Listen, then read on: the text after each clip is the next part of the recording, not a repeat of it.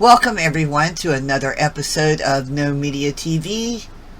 This is Diane Hall and today is September 5th, 2020.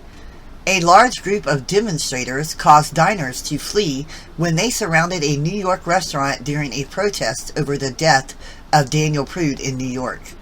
More than 1,000 anti-racism supporters gathered together in downtown Rochester, where 29-year-old Prude suffocated to death while in police custody.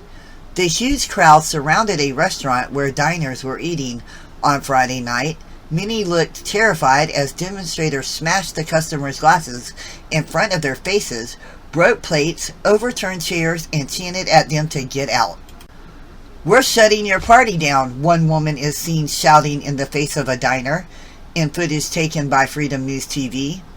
One woman, whose clothing got caught up as she tried to run from the incoming crowd. "No need to run," a protester told her. "Nobody is hurting you. Nobody's going to touch you. We're shutting the party down." The crowd chants, "If you don't give us our S-word, we're shutting S-word down." Those are cuss words, by the way. Rochester entered its third protest on Friday over the death of Prude at the hands of Rochester Police Department. The demonstration began peacefully at Martin Luther King Jr. Memorial Park around 6:30 p.m. Later, pepper balls were fired at demonstrators, a bus stop was set on fire, and authorities declared the event an unlawful assembly. Well, let's watch the video.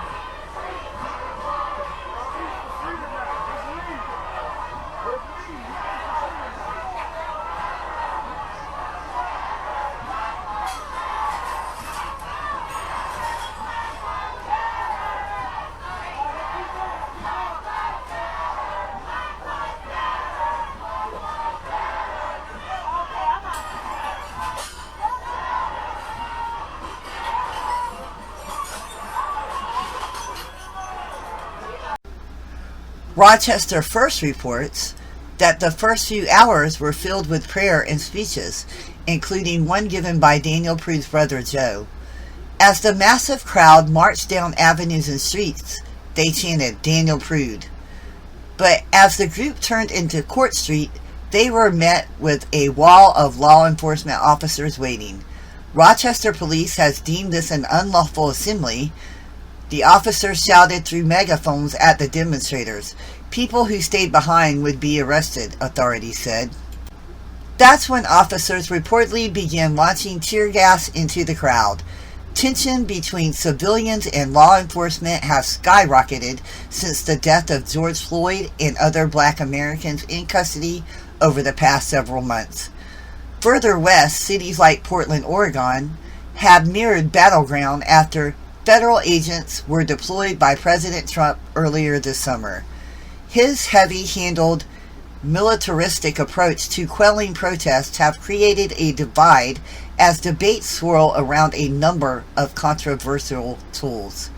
Tear gas, as well as non-lethal munitions and pepper spray, have become common sight at demonstrations, despite critics calling for a ban on such tactics. Photos taken at the scene showed protesters using umbrellas, gas can lids, and crouching behind cars to deflect from the tear gas. Those maneuvers are reminiscent of protesters in Hong Kong who utilized the household items for self-defense in a form of camouflage. At one point, WHAM reports that Rochester authorities also fired pepper balls at demonstrators, and footage showed that a bus stop was set ablaze as a large group of demonstrators stood down the street. As of Thursday, all 7 officers involved in the death of Daniel Prude were suspended. Prude was left brain dead after his March 23rd encounter with Rochester Police Department. He died 7 days later when he was taken off life support. Prude's brother, Joe, had phoned 911 for assistance as his sibling began suffering a mental health episode. Prude, who had been visiting Rochester from his hometown of Chicago, walked out of Joe's house around 3 a.m. in frigid temperatures, wearing only underwear, a tank top, and socks. As he made his way through the neighborhood, he started removing his clothes. Police claimed he also smashed windows. Several other people encountered him, with at least one calling 911 to report his erratic behavior. Officers placed a hood over his head and pressed his face into the pavement until he stopped breathing.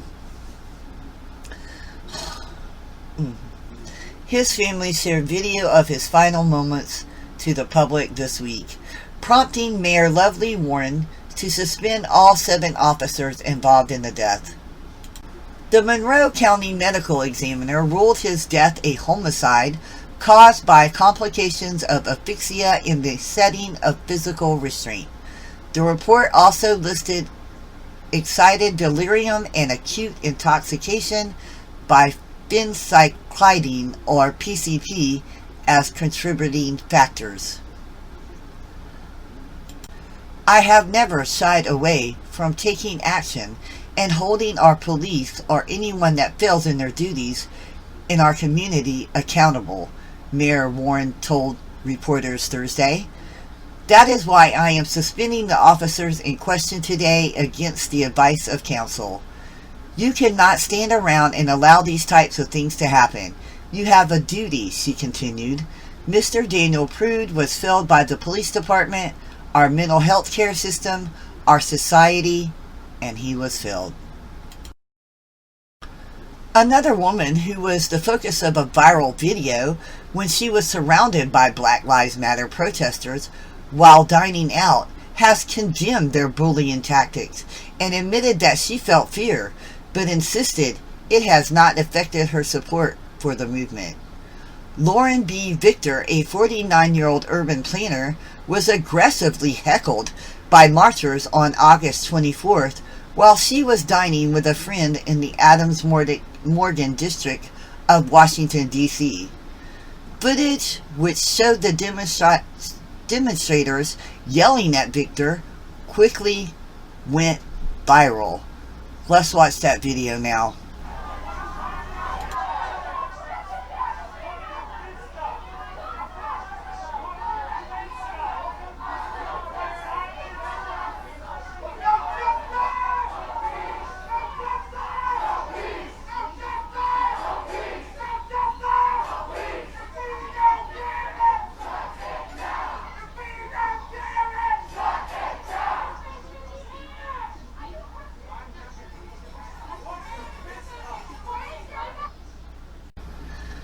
Writing in the Washington Post, Victor said it was never okay to coerce people's participation and described the tactic as bullying. She added that she did not see any protest signs when a group approached her table, and it was unclear what they were demonstrating against. I asked who they were and why they were marching. No one would answer me. Why march and hold back your message, she said. Victor, a MBA graduate of Columbia Business School, explained that it was the protesters' insistence that she participate in something she didn't understand that stopped her from raising her hand in solidarity. If you want my support, asked it of me freely. That's what we do in democracy, she said. She admitted that the video looked scary and she had felt fear in that moment. However, the experience has not affected her wholehearted support for the Black Lives Matter movement, and Victor has participated in marches since then. Okay, let's talk. I am all for Black Lives Matter movement. I am totally against police brutality. I can clearly see that it's going on in America. And we have the right to protest. But it's supposed to be a peaceful protest. And I understand that the majority of Black Lives Matter protests are peaceful. But to abruptly run people off that are eating in peace at a local restaurant on the street that you're protesting on, when they're clearly doing nothing wrong except having dinner and probably with their families, and to walk up to another woman that is simply sitting at a table with her friend eating and demanding that she raise her hand in solidarity and pointing your finger in her face when she's not even aware, and she's asking why you're trying to make her raise her hand, and you're not explaining it to her, you're just demanding that she raise her hand. I just think that's not cool. Tell me what you think in the comments, guys. This is Diane Hall with another episode of No Media TV. See you next time.